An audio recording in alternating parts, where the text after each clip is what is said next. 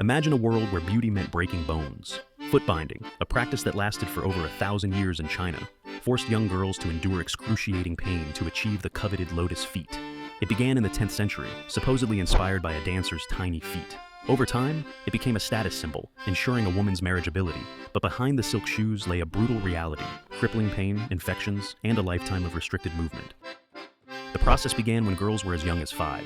Their feet were soaked in herbs, toenails clipped short, then tightly wrapped with bandages to break and reshape the bones.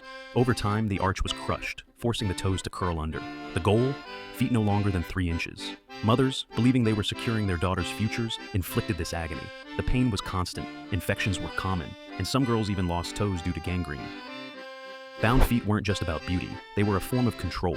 Women with bound feet couldn't run, work in fields, or leave home easily. This reinforced their dependence on male relatives.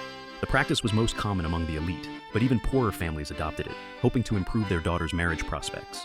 Despite the suffering, many women took pride in their bound feet, believing they embodied grace and refinement. It was a painful paradox of beauty and oppression.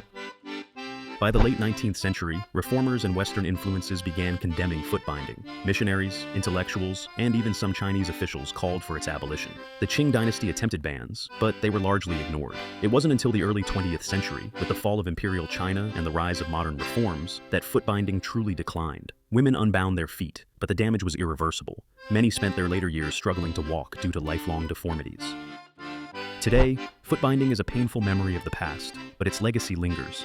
Some elderly women with bound feet still live, their stories a haunting reminder of beauty's cost. Museums and historians preserve their experiences, ensuring future generations understand this dark chapter.